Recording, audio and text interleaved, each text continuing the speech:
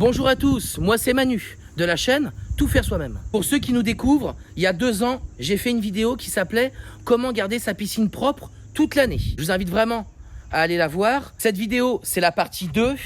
J'ai fait une synthèse de tous les commentaires et toutes les discussions que j'ai pu avoir avec vous. Je voulais vraiment vous apporter un maximum de réponses en plus pour essayer de garder sa piscine limpide toute l'année avec le sol et les parois bien propres. La vidéo, elle est sponsorisée par Whiteboat.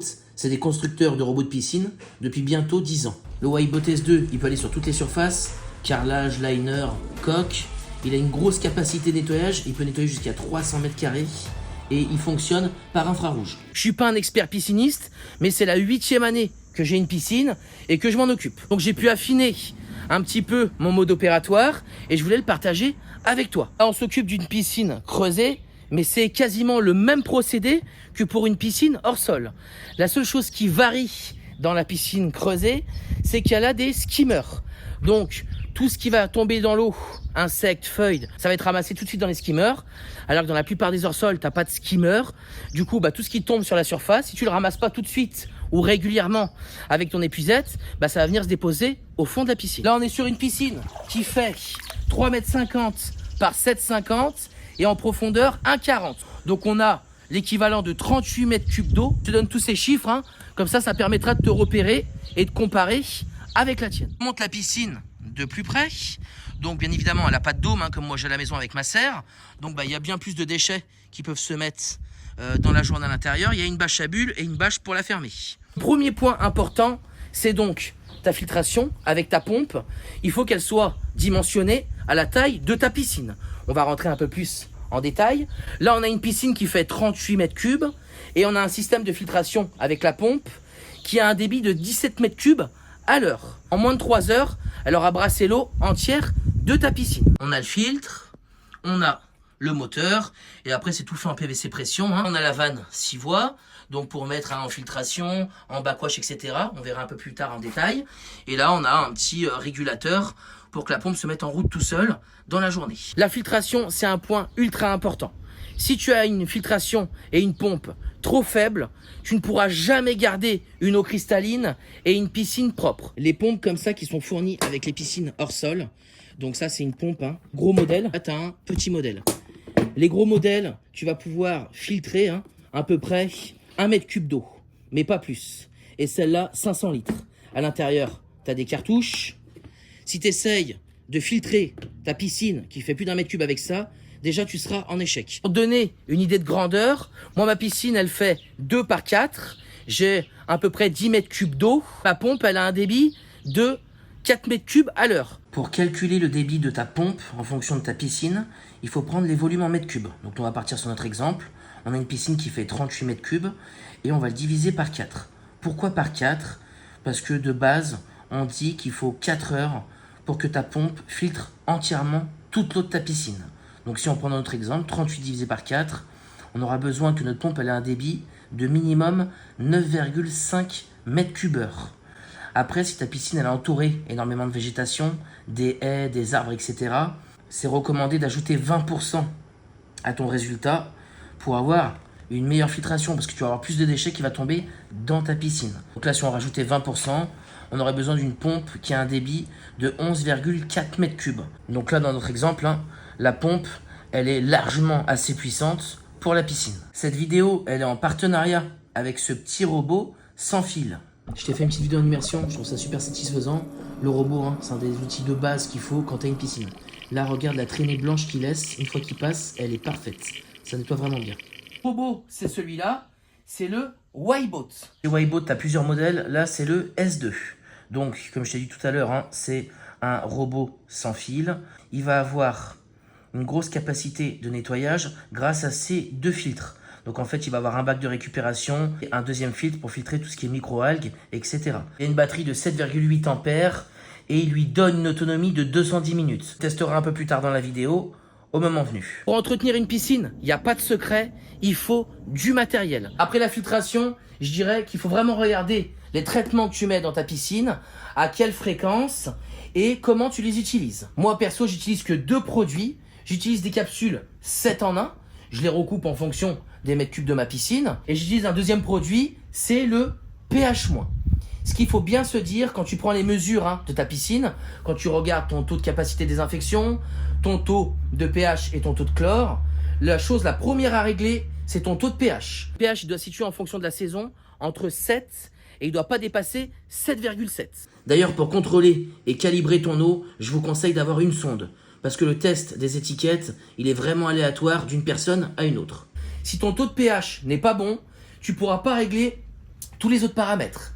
Donc c'est pour ça que c'est important d'avoir toujours un pH bien réglé. Souvent, moi dans ma piscine, mon pH il est trop haut avec les capsules 7 en 1 que je mets. Donc je suis souvent obligé de faire un traitement avec du pH-. Mais c'est les deux seules actions que je fais. Tous les pros avec qui j'ai discuté, ils étaient unanimes de ne jamais mettre les pastilles de chlore directement dans le skimmer. Parce que à la longue, tu vas endommager tes skimmers et tu vas endommager le réseau qui les relie. Tu prends un diffuseur comme ça, tu vois, comme pour les piscines hors sol. Et tu mets ton traitement à l'intérieur. Quand tu règles ton taux de pH, dans la première vidéo, on voit prendre le dosage recommandé et le verser directement dans la piscine. Il vaut mieux prélever de l'eau dans ta piscine, ajouter le traitement en pH- que tu as besoin, tu mélanges bien l'eau avec la poudre et tu disperses l'eau de partout un peu dans la piscine. Et en général, quand tu fais cette opération, on ira après sur la 26 voies, tu coupes ta pompe et tu te mets en circulation. Tu te mets pas en filtration. Au bout de quelques heures, ton traitement il est bien dissous et là, tu peux remettre ta filtration en marche. Dans tes skimmers, tu as des paniers. Sur ces paniers, tu peux rajouter des chaussettes. Ça te fera une pré-filtration pour tous les micro-éléments. Ça évitera de surcharger ta filtration, ou à l'intérieur, tu as du sable ou du verre pilé. Et puis, ça te permettra aussi de nettoyer tes paniers beaucoup plus facilement. Pour ceux qui utilisent un système de filtration au sel avec un électrolyseur, ce qu'il faut bien se dire, c'est que le sel, quand il passe dans l'électrolyseur, ça devient du chlore gazeux. Et il diffuse bien mieux le chlore dans l'eau. Et aussi beaucoup moins d'odeur. Donc même quand tu mets du sel et que tu as un électrolyseur, tu traites finalement quand même ton eau avec du chlore. On va parler du mode opératoire pour entretenir sa piscine. Tous les 7 à 10 jours, 3 fois par mois si tu préfères, c'est d'aller dans mon local de filtration et de nettoyer mon filtre. Manipule ta 26 voies, c'est important. La pompe soit bien arrêtée. Tu commences par un contre-lavage. Ils appellent ça eux aussi en anglais backwash. Tu vois, c'est marqué ici. Donc tu commences par un backwash que tu fais plusieurs minutes pour bien laver ton filtre. Après, tu vas faire un rinçage. Donc tu vois, rinçage, hop, c'est ici. Pareil, quelques minutes, tu fais ton rinçage. Une fois que tu as fini ton rinçage, tu te mets quelques minutes en circulation ou en recirculation, que tout reprenne bien sa place. Et après, tu peux remettre en finalité ta filtration. À chaque fois que tu manipules ta 26 voies, pense bien à couper ta pompe et à la remettre en route une fois que tu es sur la bonne position. Avec le nettoyage, on a perdu de l'eau. Et puis avec le soleil, en 10 jours, le niveau s'est réduit. Donc là, tout de suite, je fais l'apport en eau de ce qui manque dans ma piscine. Et en dernière étape, je remets mes traitements. On va voir après les autres opérations que je fais là au quotidien pour avoir ma piscine toujours bien propre. Tous les matins, je vais voir ma piscine, je prends mon épuisette et je ramasse tout ce qui est à la surface. Tous les jours, tu nettoies le bocal de tes skimmers, que ça soit bien propre, tu remets et c'est bon. Quand c'est des petits dépôts comme ça, mais que ton eau de la piscine est limpide et tes parois sont propres, moi j'utilise le robot. Le robot de piscine, c'est vraiment un équipement que j'utilise tous les jours pour garder ma piscine bien propre. Le Wiboat, il a plusieurs modes. Tu peux lui demander de faire le sol ou les parois, ou les deux en même temps. Il va pouvoir faire aussi la ligne d'eau. Tu peux le piloter avec le smartphone, sur l'application, ou directement sur son panneau d'affichage. Quand tu mets ton robot dans la piscine, mets bien en route aussi ta filtration. Malgré que le robot en récupère une très grosse partie, le peu qu'il n'aura pas récupéré, qui sera en suspension dans l'eau, la filtration, elle va la récupérer. Avec ces 3 moteurs, il peut grimper de partout. Là, on n'a pas d'escalier, mais il peut aussi grimper des marches. Le Wiboat, quand il a fini son cycle, il faut aller à la repêche. Il ne remonte pas tout seul. Et là, on va regarder ce qu'il a pu récupérer.